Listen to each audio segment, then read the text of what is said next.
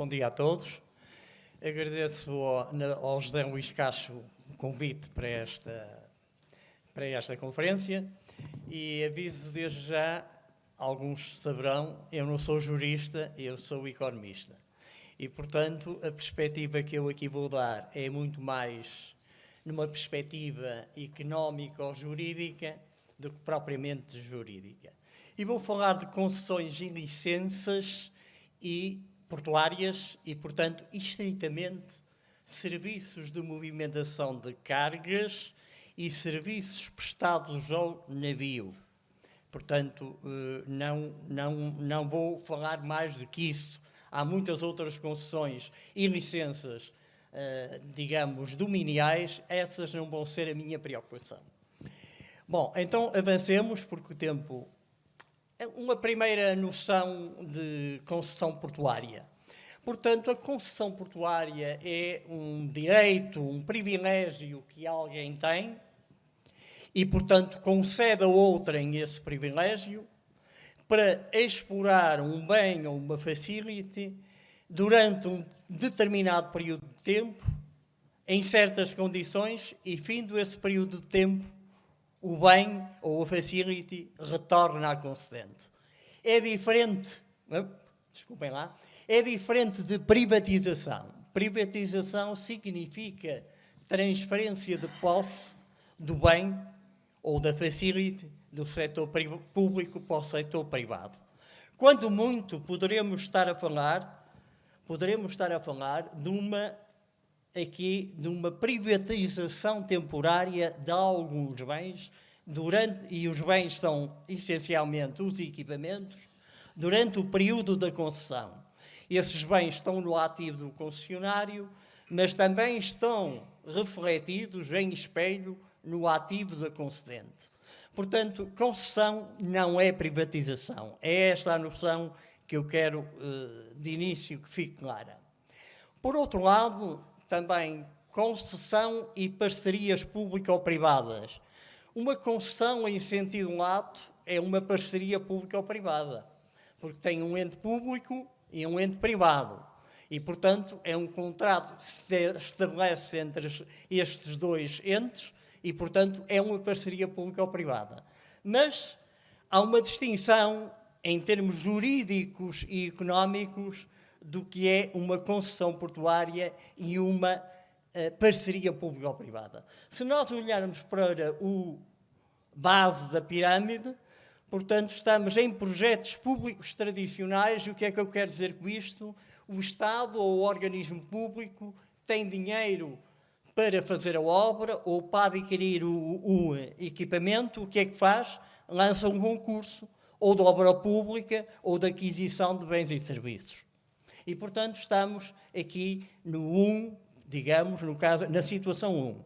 Quando passamos para o topo da pirâmide, eu já vou ao meio, estamos perante projetos que são autossuficientes em termos financeiros. São projetos que se pagam a si próprios e são atrativos para o setor público. E, portanto, estamos numa situação em que o Estado transfere os encargos de investimento e de exploração para um privado.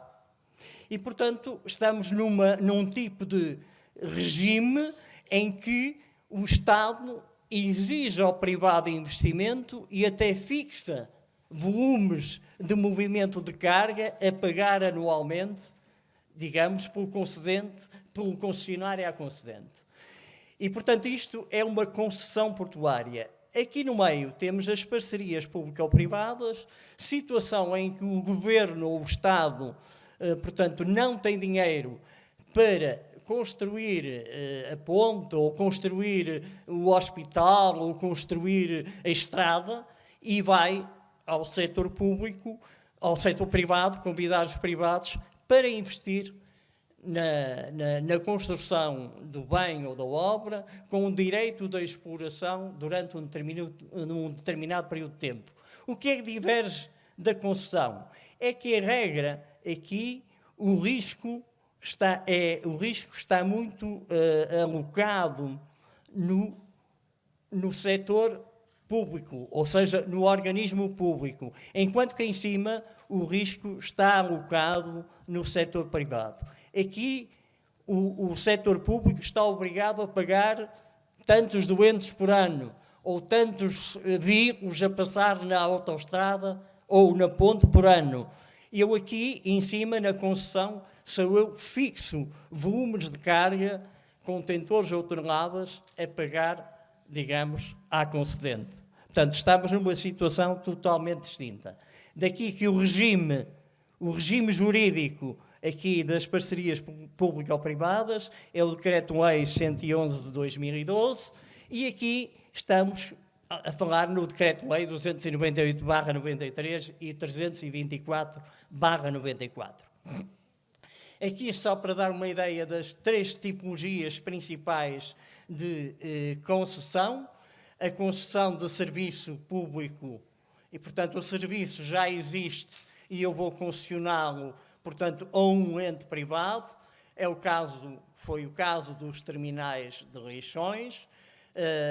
Temos aqui a concessão do uso privativo do domínio público, portanto, que diverge do de cima, porque se destina ao direito do uso de uma parcela para o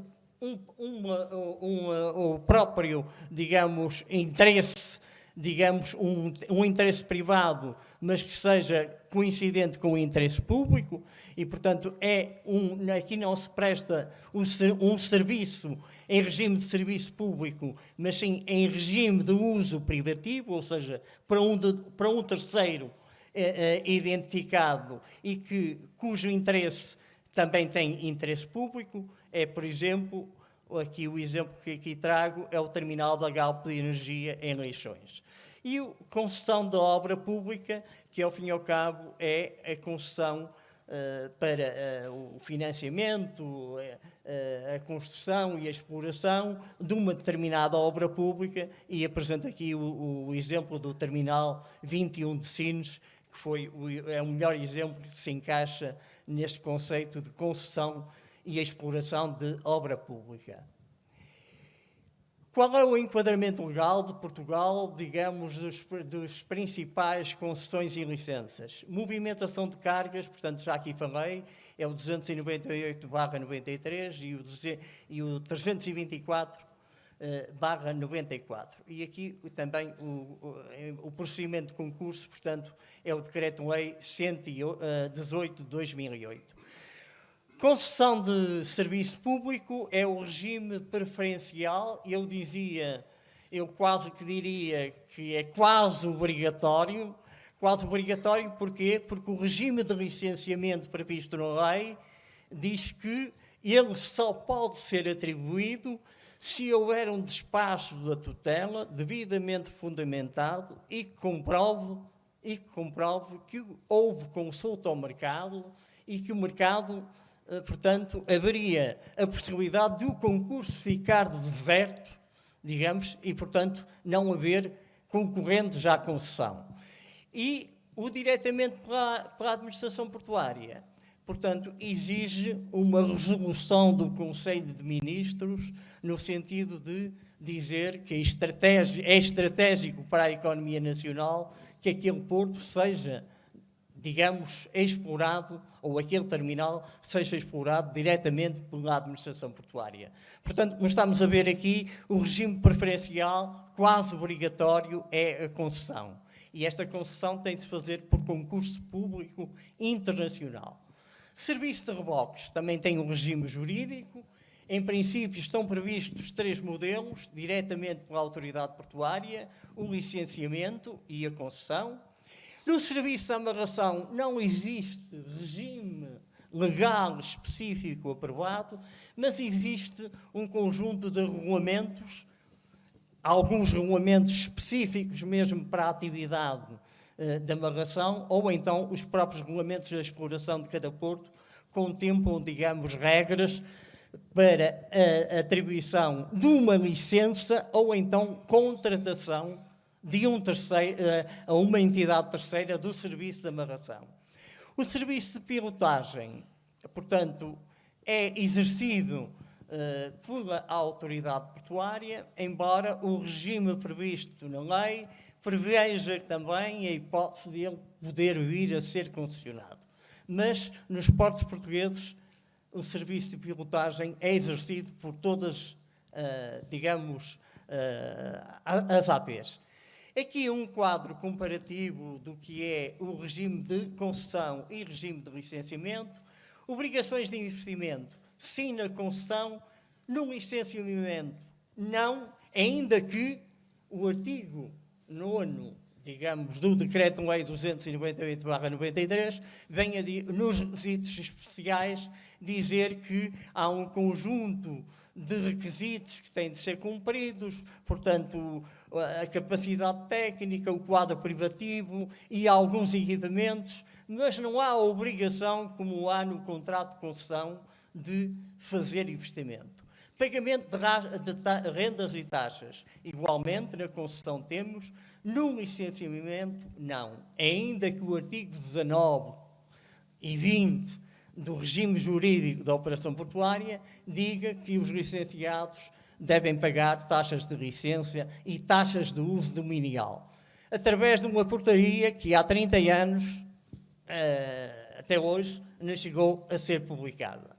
Publicação de tarifas máximas, sim na concessão, não no licenciamento. Reversão de bens, portanto, sim na concessão, não no licenciamento. O prazo limite de tempo, há um prazo limite estabelecido para a concessão, não há para o licenciamento, embora no artigo 18 do mesmo regime jurídico diga que a licença pode ser revogada em situações de que o licenciado não tenha exercido a atividade por um período superior a 6 meses, ou ainda se os requisitos iniciais da atribuição do licenciamento não se verificam, ou ainda se a entidade licenciada foi condenada por atos, anticoncorrenciais, coisa que nunca se verificou na legislação portuguesa. O risco de negócio, portanto, sim, existe, está totalmente alocado no concessionário no caso da concessão, e no caso do licenciamento é muito limitado. Porquê? Porque não estão obrigados, a pagamento de rendas, nem estão obrigados a investimento. Em baixo, refiro aqui os prazos que estão em vigor no regime jurídico português para a concessão de serviço público, 30 anos. No continente, nos Açores, portanto, no continente o uso privativo é 75, nos Açores é 75, para o serviço público, e em Espanha pode ir de 50 a 75. O Land Lease é um conceito que vigora nos portos do norte europeu e, portanto, não tem prazo e pode ir até, 90 anos. Doutor. Tenho que terminar. Tenho que terminar. Então, vou passar ao último, está bem? Vou passar ao último. Deixe-me só dizer aqui o último. Depois são divulgados estas apresentações e as pessoas, obviamente, terão acesso a elas. O que é que eu queria dizer, como notas finais? Aquilo que eu acho que é relevante em termos da legislação e da regulação. Portanto, aumentar o prazo das concessões na movimentação dos cais, dos terminais portuários, é essencial, porque há aqui uma distorção, quer a nível nacional, entre terminais de uso privativo e terminais de serviço público, e bem como a nível ibérico também há, um grande desfazamento, como vimos, portanto, 75 anos para os espanhóis. Definir as bases das cláusulas verdes, a exigir aos concessionários, porque a descarbonização é cada vez mais importante e, portanto, temos de cuidar de que estas cláusulas verdes constam das bases gerais, obrigar que o sistema de informação de suporte às operações portuárias seja sediado e comandado em Portugal. Isto é importante porque a funcionalidade dos serviços, a agilidade, a fluidez da carga é garantida por estes sistemas informáticos. Garantir os direitos dos trabalhadores portuários, sim, eu também diria que sim, mas por outro lado também temos a automação das operações portuárias. E, portanto, quem concorre a estes concursos também vai optar pelas melhores soluções, digamos, de realizar as operações e, portanto, temos de balancear isto. Revogar o atual regime jurídico da operação portuária por completo e aumentar o prazo de licenciamento e concessão do serviço de reboque, que tem para o licenciamento 1 ano e 10 anos para a concessão, o que é excessivamente curto. Quanto à regulação, eu diria que a regulação devemos preocupar-nos para criar condições equitativas e transparentes para os utilizadores e, portanto, quer seja em regime de concessão de serviço público ou do uso privativo, ou até mesmo de licenciamento, se o regime de licenciamento for para persistir como figura, digamos, para explorar os terminais portuários. Garantir a concorrência dos mercados versus a concentração dos mercados portuários, e, portanto, isto é importante porque a concentração está presente nos nossos portos. Identificar e regular os mercados relevantes, quer a nível nacional, ibérico e europeu, e operacionalizar a separação e a independência do regulador e do gestor das infraestruturas portuárias. Muito obrigado, estarei à disposição para qualquer